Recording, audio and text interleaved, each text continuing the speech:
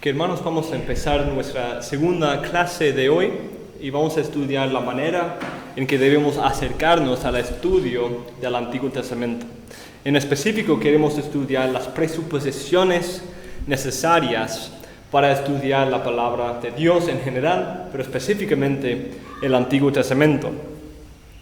Y vamos a ver que la manera en que nos acercamos al Antiguo Testamento o a la Biblia, ¿de dónde se determina? Se determina según nuestra razón, según lo que creemos mejor, o es la Biblia misma que nos manda cómo debemos acercarnos al estudio de ella. Y eso es lo que vamos a ver. Entonces, ¿qué es una presuposición? Una presuposición es una creencia que tenemos antes de todos otros pensamientos. Es una idea, una creencia básica que forma la base, el fundamento de nuestra cosmovisión, de nuestra manera de pensar, nuestro entendimiento. Y para cada cristiano, y esa es mi meta en mi vida, es ayudar a cristianos a tener la presuposición de la autoridad de las Escrituras como la idea básica de todos sus pensamientos acerca de las Escrituras, acerca de la consejería, acerca de la apologética, acerca de la crianza de los hijos, acerca de su propia vida.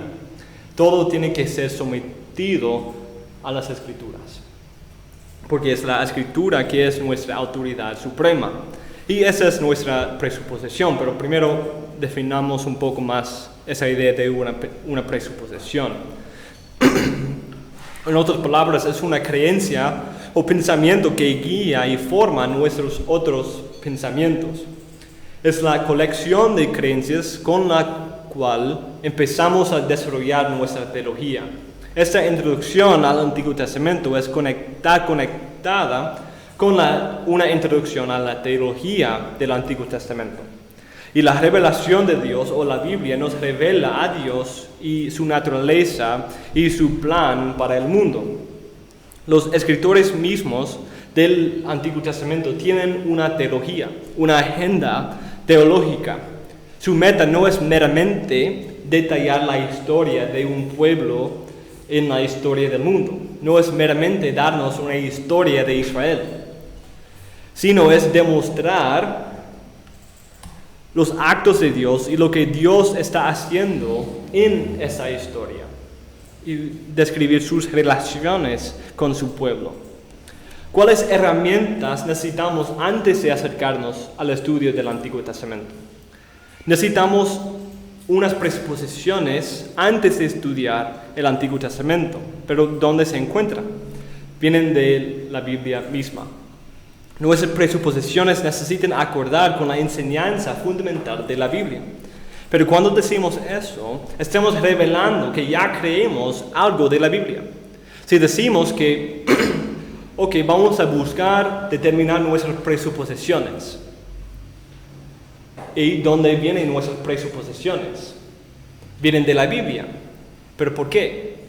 Porque ya tenemos la presuposición que la Biblia es nuestra autoridad suprema. Entonces, porque ya creemos que la Biblia es nuestra autoridad, entonces, para ver qué es nuestra presuposición, es algo circular. Y esa creencia es que la Biblia es la revelación de Dios. Es cierto que esta creencia está basada en unas creencias acerca de Dios, como que es un Dios que sí se revela, que Él es un Dios distinto de este mundo, pero un Dios que puede entrar en este mundo para hablar y comunicar su voluntad a su pueblo.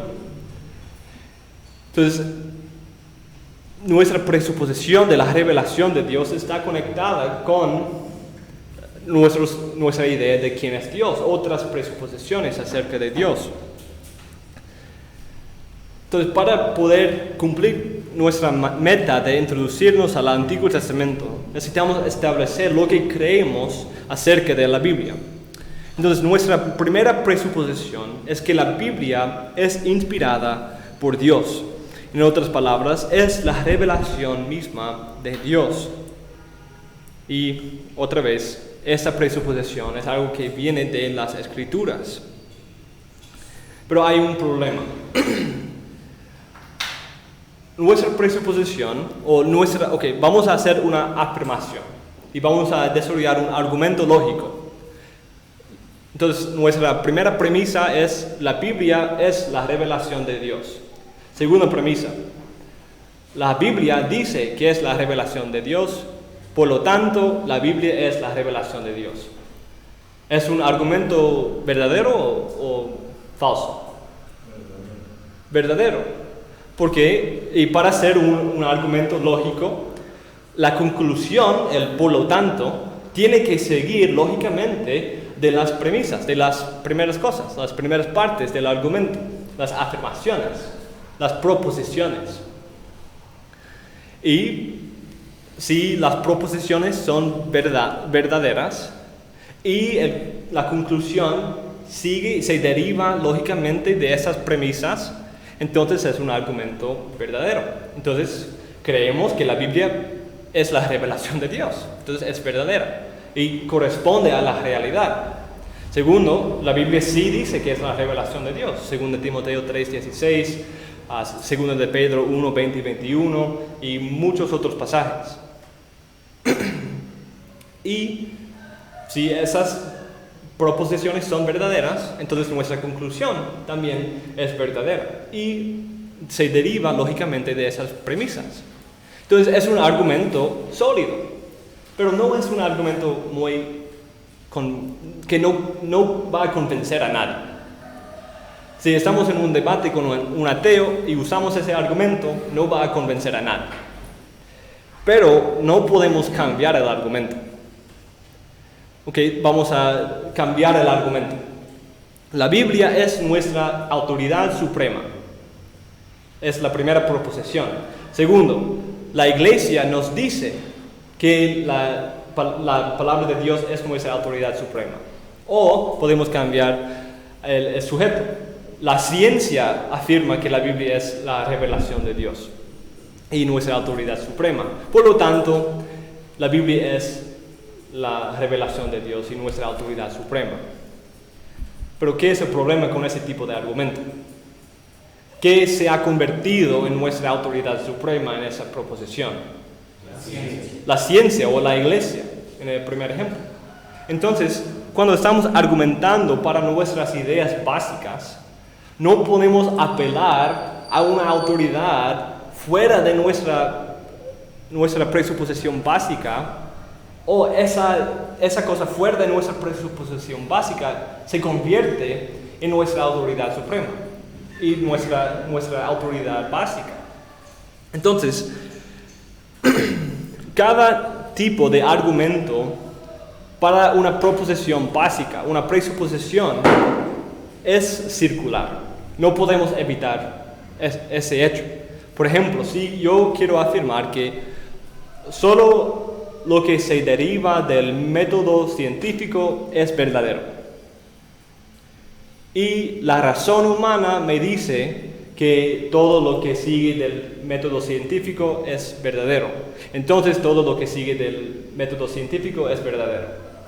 Pero tengo que aprobar mi presuposición por apelar a otra autoridad.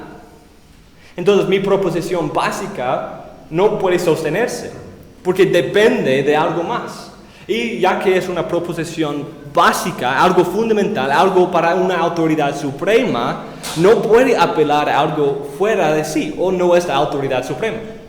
Puede ser una autoridad, pero no puede ser la autoridad suprema. Entonces, si defendemos y probamos la autoridad de la Biblia según la ciencia o según la historia, según la iglesia, esas cosas se convierten en autoridad. Porque la Biblia, en ese sentido, depende para su autoridad de la afirmación de la ciencia o la afirmación de la iglesia. Porque si la iglesia no lo dice, entonces no no podemos usar ese argumento. Es lo que el día de hoy hace la Iglesia Católica. Sí. Que van a obligar al Papa.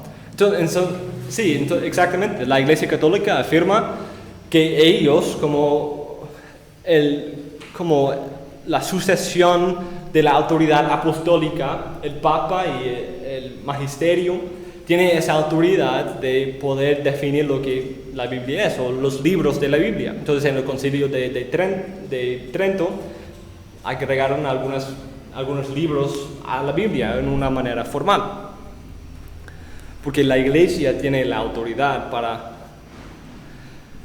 para determinar el contenido de la Biblia. Cuando hablamos de estas presuposiciones, al afirmar de que la Biblia es la verdad, no estamos entrando en el campo, digamos que de la ciencia, sino que estamos entrando en un campo de creencia. Porque, como tú dijiste hace un momento, hay presuposiciones que son basadas en la ciencia. Por ejemplo, el agua está compuesta de H2O, por lo tanto una cola tiene agua, por lo tanto una bebida. Entonces, ese es algo diferente. Ese no es una presuposición, esa es una afirmación.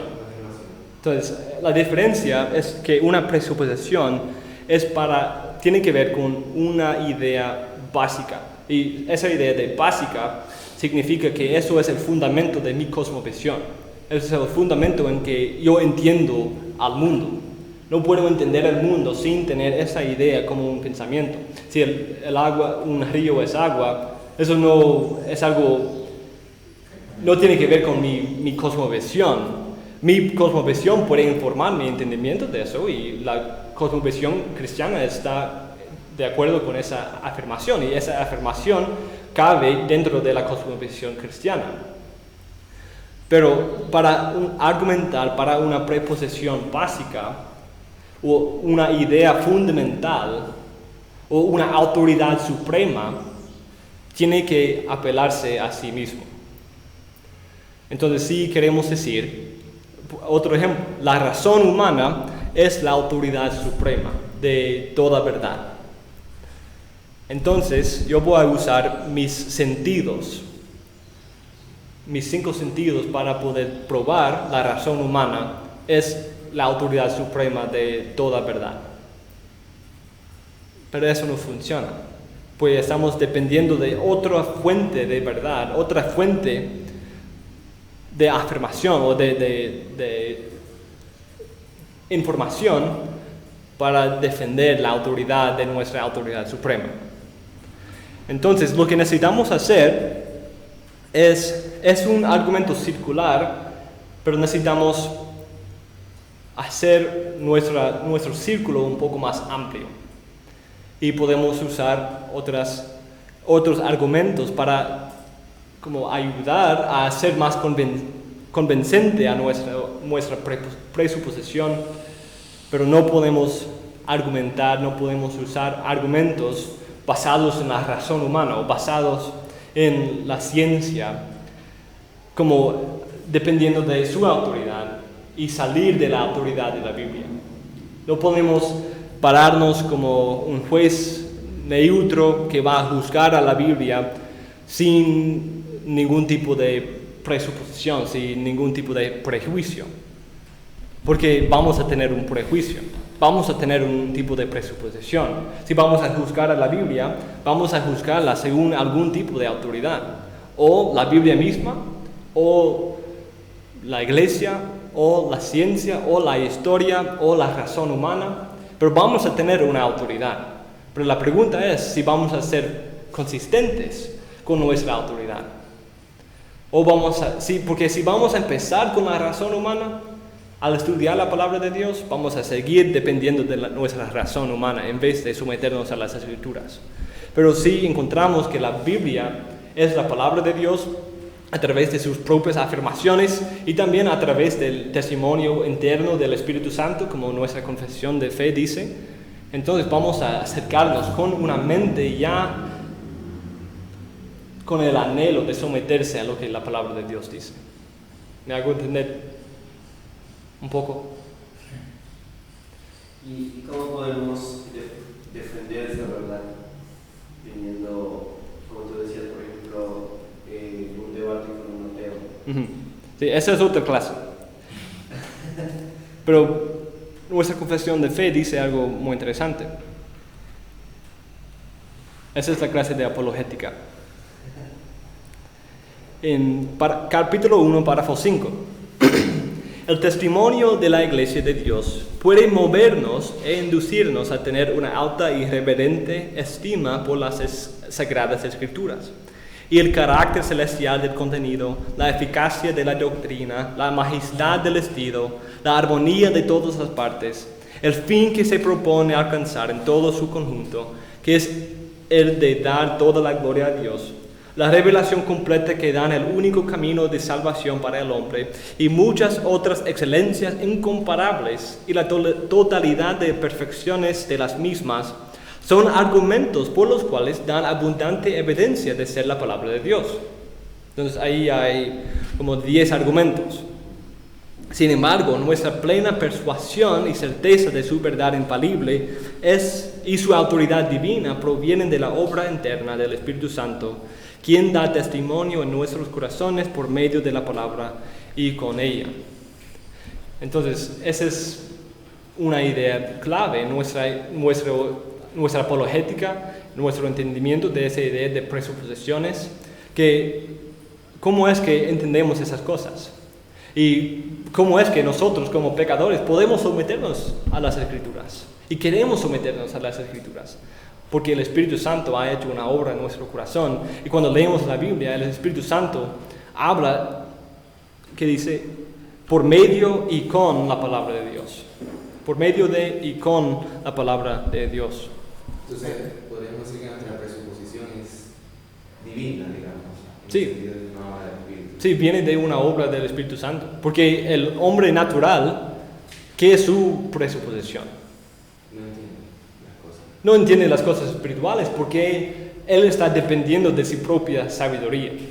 Él prefiere entender el mundo según su propia razón y interpretarlo neutramente en vez de someterse a lo que Dios dice. Eso es lo que pasó en el jardín de Edén. Y esa es clase de apologética, pero es importante aquí. En el jardín de Edén, ¿qué no hizo Adán y Eva cuando la serpiente empezó a hablar de las consecuencias de comer esa fruta y todo eso? No se sometieron a lo que Dios había dicho.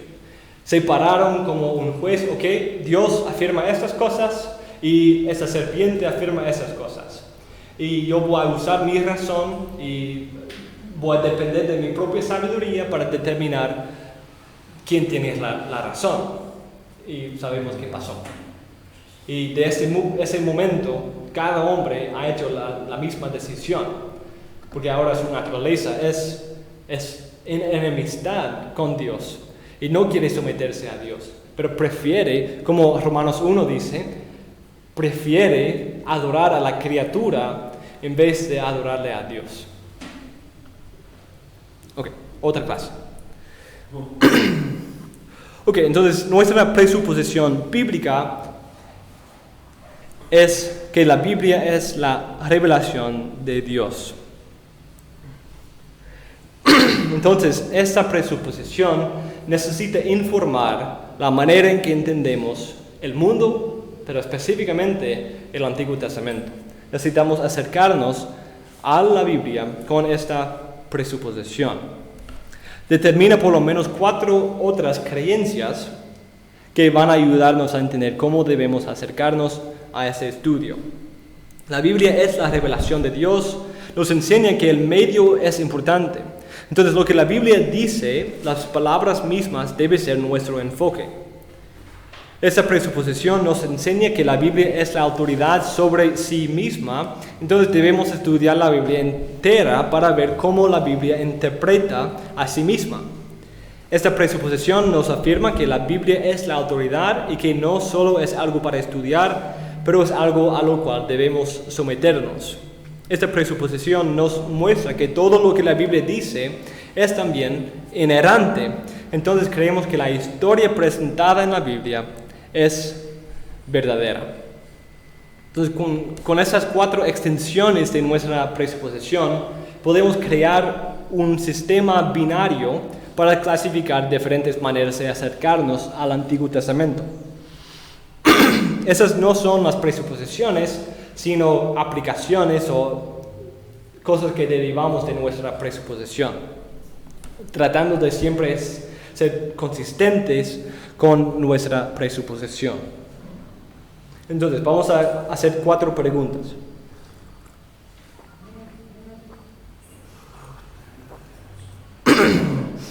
Cuando nos acercamos al Antiguo Testamento, ¿cuál es nuestro enfoque? ¿El texto o el evento? Y ese evento es histórico o mito. Debemos enfocarnos en el criticismo o en el canon. Y nuestro estudio debe ser descriptivo o confesional. Entonces, primero, en cuanto a texto o evento, esta pregunta encuentra su respuesta en un entendimiento de la naturaleza de la revelación de la Biblia. La Biblia es la revelación de Dios, no una cuenta. La Biblia es la revelación de Dios o una cuenta o un relato de la revelación de Dios. ¿Nos da la revelación de Dios o nos refiere a la revelación que ya pasó? O en otras palabras, la Biblia, el Antiguo Testamento es la revelación de Dios o contiene la revelación de Dios. Es. El Antiguo Testamento y la Biblia enteros, como dicho en la primera lección, es un libro, es un texto, y es un texto inspirado. Por esa razón, nuestro enfoque debe ser el texto mismo de la Biblia. El texto no es meramente un medio para entender la historia como la meta de revelación, como si la revelación solo se encontrara en el evento. Entonces el texto solamente sirve como un medio para llegar al evento. Pero el texto mismo es una interpretación inspirada del evento también. El texto nos da un relato de los eventos y, como vamos a argumentar, una cuenta fiel, pero también nos da la interpretación correcta del evento. Y nuestra confesión de fe afirma algo así también. Por lo tanto, agradó al Señor en distintas épocas y de diversas maneras revelarse a sí mismo y declarar su voluntad a su iglesia. Y posteriormente, para preservar y propagar mejor la verdad y para un establecimiento y consuelo más seguros de la iglesia contra la corrupción de la carne y la malicia de Satanás y del mundo, le agradó poner por escrito esa revelación en su totalidad, lo cual hace a las Santas Escrituras muy necesarias, ya que habían cesado las maneras anteriores por las cuales Dios revelaba su voluntad a su pueblo. Entonces, ¿cuántos israelitas entendieron el significado del Éxodo?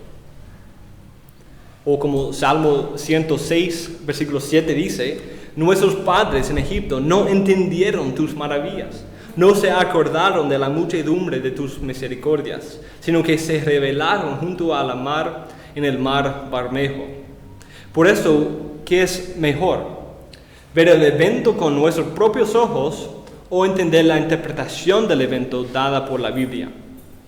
Lo que da el evento significado es Dios usándolo para revelar sus propósitos. Entonces, J.I. Packer explica ese punto muy bien. Pero lo que la afirmación que la revelación es esencialmente verbal implica es que no evento histórico como tal podría hacer conocido a Dios a nadie, a menos que Dios revele su significado y el lugar del evento en su plan. No evento se interpreta a sí mismo en este nivel. El Éxodo, por ejemplo, fue solo una de muchas migraciones tribales que son conocidas por la historia. El Calvario solo fue una de las muchas ejecuciones romanas. ¿Quién habría adivinado el único significado salvador de estos eventos si Dios mismo no hubiera hablado para contarnos? Toda historia es, en un sentido, el acto de Dios, pero en ninguna parte lo revela excepto cuando Él nos habla de ella. La revelación de Dios no es por medio de actos sin palabras, una charada muda, más que es por medio de palabras sin actos, pero es por medio de actos que habla para interpretar o para expresarlo mejor según la Biblia, por medio de palabras que son confirmadas y cumplidas por sus actos. El hecho al cual tenemos que enfrentarnos es que si no hay revelación verbal, no hay ninguna revelación, no aún en la vida, muerte y resurrección de Jesús de Nazaret. El enfoque de nuestra exégesis debe ser el texto mismo. No debemos tratar de encontrar otros eventos en la vida de Israel, intentar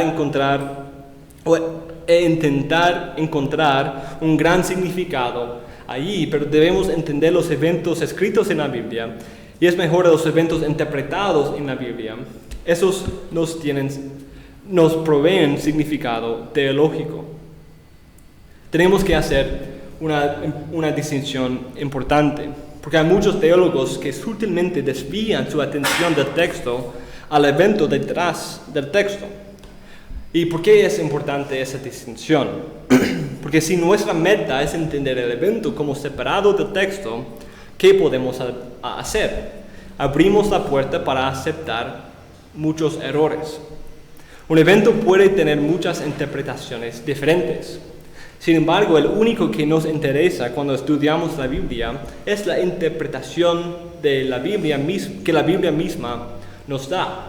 Entonces, los eventos y los actos de Dios en la Biblia son interpretados por la Biblia misma. Y esta interpretación es nuestra autoridad. Es la manera en que debemos entender lo que pasó en el evento y el significado de ese evento. Pero ahí no podríamos caer en que entonces la interpretación e inspiración. ¿Otra vez? No podríamos caer en que la interpretación llega a ser la inspiración. No caeríamos en ese lugar, porque dicen que no es el evento, sino es el texto que me ayuda a interpretar el evento. Sí. Entonces podríamos caer en que la interpretación llega a ser la inspiración, más no el texto ni el evento. Sí, entonces no es nuestra interpretación del evento ni del texto que es la parte inspirada. Es la interpretación de que las escrituras dan del evento que nos ayuda a entender qué es lo que el evento significa. Entonces usamos a la Biblia para poder entender. Entonces la Biblia, por ejemplo, nos revela el significado de la caída de Adán y Eva. ¿Qué significa ese evento?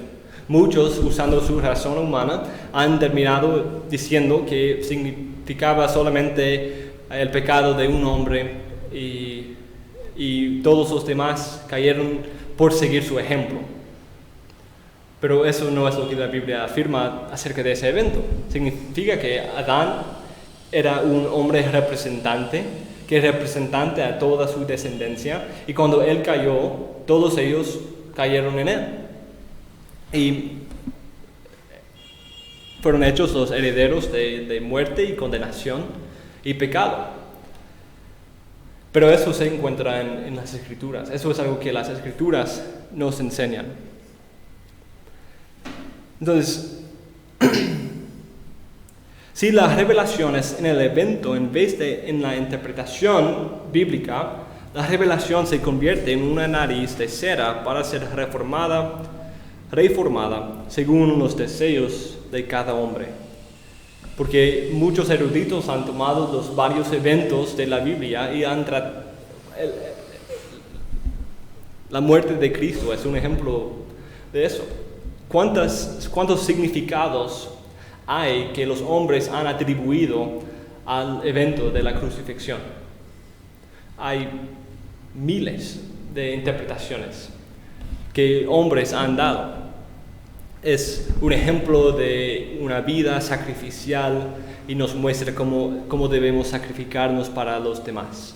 O es simplemente un ejemplo de esa vida existencial y necesitamos seguir su ejemplo y gastar toda nuestra vida viviendo para otros y sirviendo a otros. O es él, como Adán, una persona representante que representa a un pueblo especial para pagar sus deudas y cumplir con los requisitos que Dios juez manda de sus criaturas para poder acercarse a él y tener una relación con Él. Pero esa es la interpretación que la Biblia nos da. Entonces vamos a ir y seguir entendiendo esa idea. Young afirma, a pesar de mucho que se escribe hoy día, la revelación no se confine a los grandes actos de Dios, sino consiste en ambos los actos y las palabras. Las palabras eran necesarias para que los actos fueran entendibles. También otro erudito, John Oswald, dice, por esto la Biblia no permite una bifurcación entre la revelación y un testigo a la revelación. Entonces esa es la distinción que hicimos antes, que algunos quieren decir que la Biblia no es la revelación, pero los eventos que está relatando es la revelación de Dios. Y por eso lo que estamos tratando de hacer es usar el texto como un medio para llegar al evento. No es el fin en sí. Eso es lo que Pedro afirma en su segunda epístola. Describe un gran evento que él experimentó, pero dice que la palabra de profecía es más segura y es más capaz de convencer a los incrédulos que su propia experiencia. El apóstol no está contento con sus experiencias para convencerse de la verdad. Quiere someterse a lo que la palabra de Dios y como ese evento confirmaba la palabra de Dios. Por eso no debemos pensar solo si pudiera ver a Cristo en la cruz, solo si pudiera tocar sus manos y sus pies, entonces creería. Solo si tuviera una experiencia mística con Dios, entonces creería. Porque no es así. La Biblia exige que creamos su enseñanza y que nos sometamos a sus doctrinas. Entonces, cuando nos acercamos a las Escrituras, necesitamos venir con esta mente de someternos a las Escrituras y no tratando de buscar algo fuera de las Escrituras, pero es por medio de las Escrituras que nosotros podemos conocer a Dios y tener una relación con Él. Porque muchos están buscando algo más, como en Lucas capítulo 16, el hombre rico que se fue al infierno. Él pedía, solo si mis familiares pudieron ver a alguien resucitado de entre los muertos, entonces creerían y no vendrían a este lugar. Pero Cristo dice, tienen a Moisés y los profetas, que crean a ellos. Porque si no creen lo que Moisés dice, no van a creer, incluso si vieron alguien resucitado de entre los muertos. Entonces necesitamos hacer una pregunta importante. ¿Dónde se encuentra la revelación? ¿En el texto, en el evento o en la persona? En una persona. Porque esa idea de la persona viene de la nueva ortodoxia y podríamos agregarle también en el mensaje que yo a veces también he escuchado, que el mensaje es lo que uno debe transmitir, y ese mensaje muchas veces no tiene todo el contenido de la Biblia, sino como que el resumen, dice que eso es lo que inspira, eso es lo que convierte a las personas. Sí, podemos hacer eso. Esa es como la distinción entre la idea de la inspiración verbal y la inspiración plenaria. Esa es solamente la inspiración plenaria, como solamente la idea detrás, pero no las palabras mismas. Claro. Pero creemos en las dos, la inspiración plenaria, la idea, el mensaje, pero también las palabras son inspiradas. Y esa es una distinción importante. Y los eventos. y también los eventos. Sí, entonces aquí tenemos tres opciones. En el texto, en el evento o en una persona. Karl Barth, uno de los teólogos del siglo XX, que es muy importante pero muy confuso y muy peligroso, aunque confiesa ser reformado, dice, Cristo es la máxima revelación de Dios, según Hebreos 1:1, que dice que Dios habla ahora a través de su Hijo. Entonces, el texto de la Biblia solo se convierte en la revelación de Dios cuando el lector se encuentra con la persona de Cristo en una manera existencialista en el texto. Entonces, el texto no es ahora la revelación en su idea, sino es un medio para tener un encuentro con la persona de Cristo. Y la persona de Cristo es la revelación de Dios. ¿Okay? Esa es su idea. Entonces, queremos ver cuál es la distinción y dónde se encuentra la revelación. ¿En el texto, en el evento o en la persona de Cristo?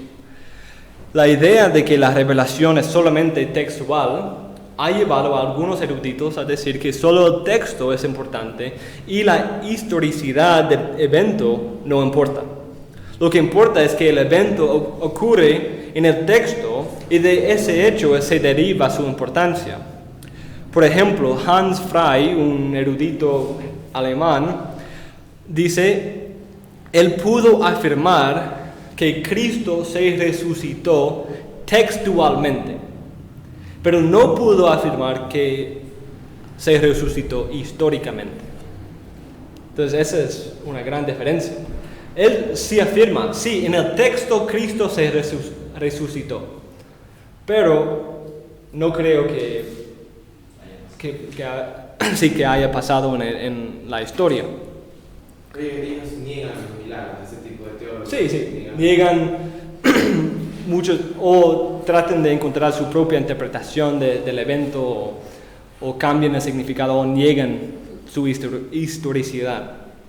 La idea de que la revelación es solamente en el evento ha llevado a otros eruditos a afirmar que el texto es un relato falible y exagerado con su uso de explicaciones sobrenaturales y cosas así, porque sabemos que Dios realmente no actúa en la historia. Entonces, cuando habla de Dios actuando, simplemente es una exageración para demostrar la importancia de esos eventos en la historia de este pueblo.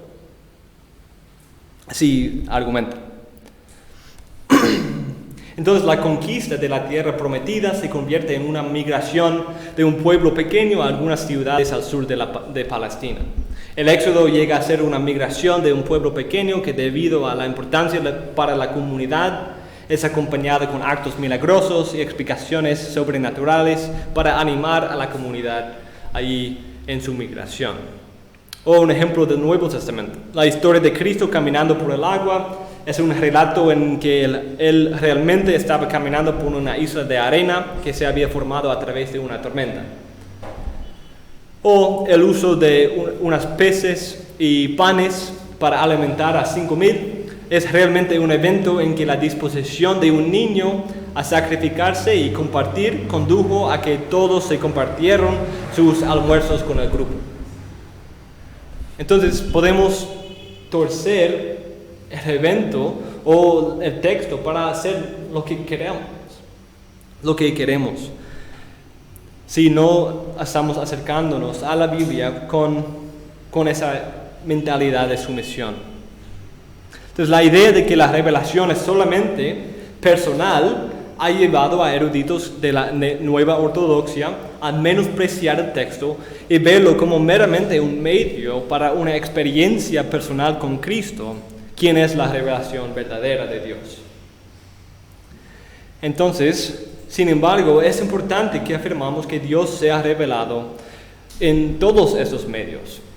Sí, Dios se reveló en actos en la historia, en el éxodo, en los milagros. Es una manera, en una teofanía. Es un acto en la historia en que Dios se está revelando.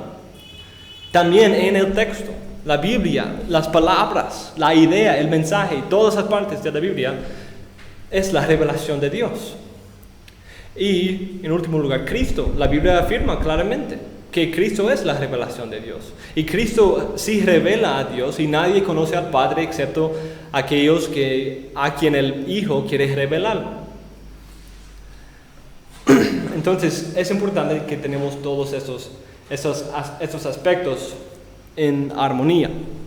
Porque, como hemos detallado, hay muchos problemas si sobreenfatizamos uno de esos aspectos a pesar de los demás. Entonces, eso nos lleva a la segunda pregunta. ¿Debemos enfocarnos en la historicidad o es histórico o mito?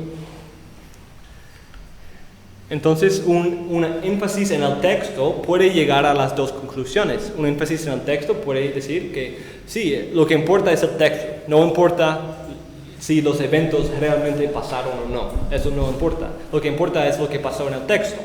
En el mundo de la narrativa, lo que necesitamos saber es lo que el texto afirma, no realmente qué pasó en la historia. O necesitamos llegar a lo que pasó en la historia a través de otros medios, como la arqueología y otras cosas, otros estudios. Pero la Biblia no nos permite afirmar un evento que simplemente ocurrió en el texto. La Biblia no hace esa distinción. La Biblia depende y presupone la historicidad de los eventos que está relatando. Como por ejemplo, Kaiser dice que estamos de acuerdo con Pérez de Vaux en que esta historia no es solo de utilidad homilética, tenía que ser verdadera historia, porque de lo contrario dejaría de ser digna de creencia personal y se podría derrumbar internamente debido al gran peso de sus estratagemas. Entonces, muchos han dicho, y muchos eruditos llegan a afirmar que los eventos en la Biblia solamente tienen una utilidad homilética, que eso es lo que predicamos, aunque no realmente lo creemos. Pero eso no podemos hacer esa distinción bíblicamente. Porque si decimos que los eventos no pasaron, tenemos un gran problema con la Biblia. Aunque el enfoque está en el texto de la Biblia nos recuenta la historia como si pasara en el mundo real. No está creando un mundo ficcional, pero se representa como si fuera un evento real e histórico. La Biblia tiene muchos problemas si la persona Moisés solo existe en un mundo ficcional. Incluso tiene muchos problemas si Adán era un hombre ficcional, solo en una leyenda o un mito de un pueblo. Y si es una persona mitológica o legendaria, la Biblia es una mentira. La Biblia presenta los eventos como si ocurrieran en el mundo real. John Oswald dice: sugerir que lo que se le ocurrió a Israel no importa mucho, es decir, que las conclusiones del argumento no tienen una relación necesaria con las proposiciones en las cuales el argumento está basado, o que las conclusiones pueden considerarse válidas aunque sean derivadas de premisas muy diferentes que las dichas. Cualquier intento de hacer la revelación o inspiración una experiencia interna separada de la verificación histórica debe enfrentarse con las afirmaciones propias de las Escrituras. Y eso es lo que las Escrituras dicen. Debes creer lo que decimos porque lo que decimos es basado en eventos que realmente ocurrieron. Entonces, muchos han dicho que el Éxodo, sí, la Biblia hace esas aplicaciones del evento del Éxodo. Por ejemplo, ese es el prólogo de los 10 mandamientos que Dios había sacado al pueblo de Israel de Egipto. Y eso forma la base teológica, la base histórica de esos mandatos. Entonces sí ellos dicen que podemos afirmar las conclusiones o las aplicaciones aunque no creemos que el evento realmente pasó. Pero ¿de dónde viene cómo puede tener sentido las aplicaciones de un evento que no ocurrió? Si vamos a basar nuestra vida, nuestra cosmovisión, nuestra manera de vivir en eventos y su aplicación y la aplicación de eventos que no pasaron en la historia. Vamos a poner toda nuestra fe en la resurrección de Cristo, que solamente ocurrió en un libro ficcional y no ocurrió en la historia. Vamos a entregar nuestra alma inmortal en una leyenda. Vamos a vivir toda nuestra vida según las aplicaciones de la historia de los 3 chanchitos. no tiene sentido.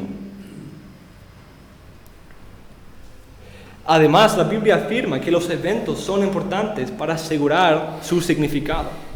Ese es el argumento de Pablo en 1 Corintios 15, 12 a 19. Dice, pero si se predica de Cristo que resucitó de los muertos, ¿cómo dicen algunos entre vosotros que no hay resurrección de muertos? Porque si no hay resurrección de muertos, tampoco Cristo resucitó. Y si Cristo no resucitó, vana es entonces nuestra predicación, vana es también vuestra fe.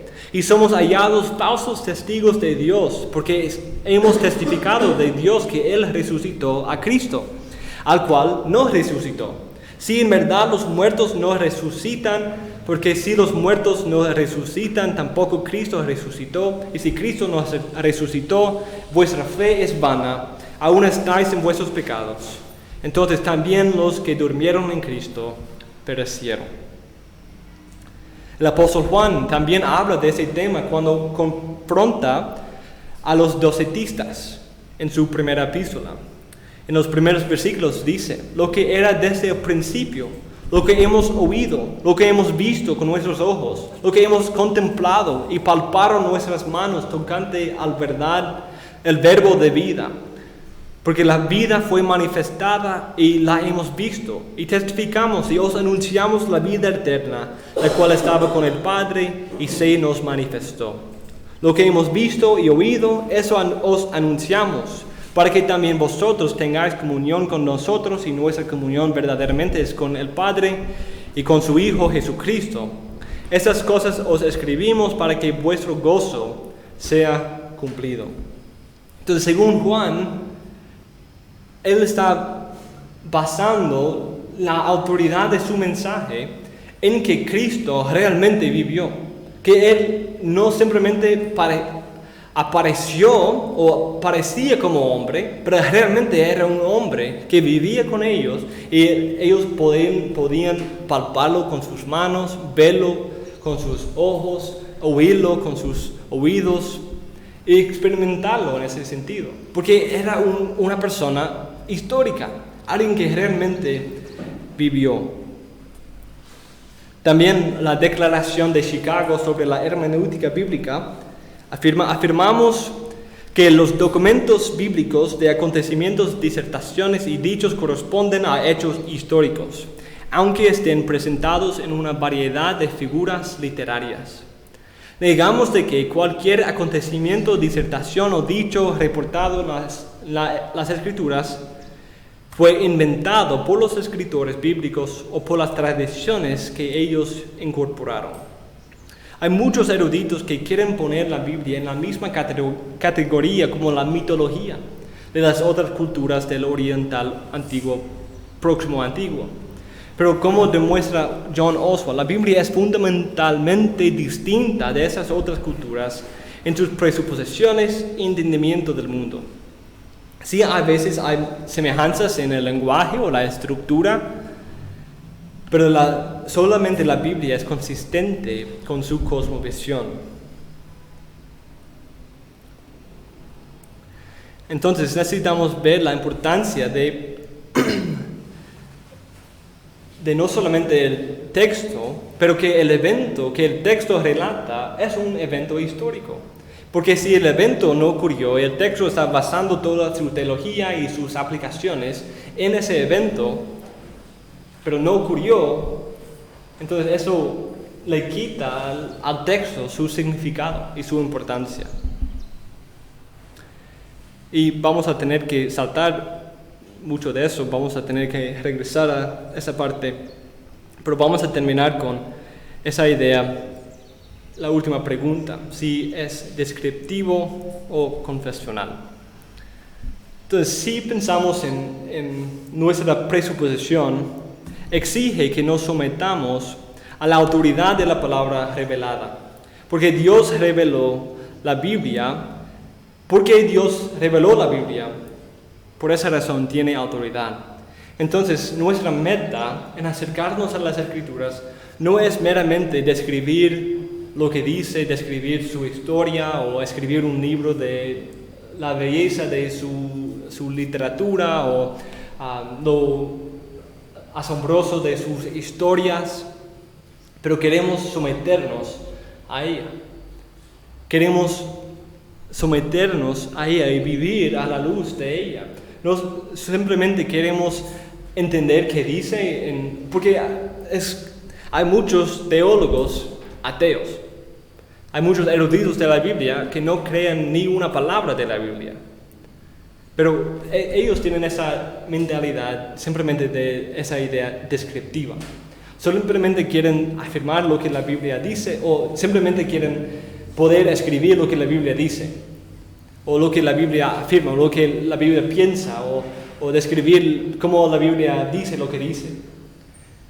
Pero nosotros no vamos a acercarnos al texto de esa manera.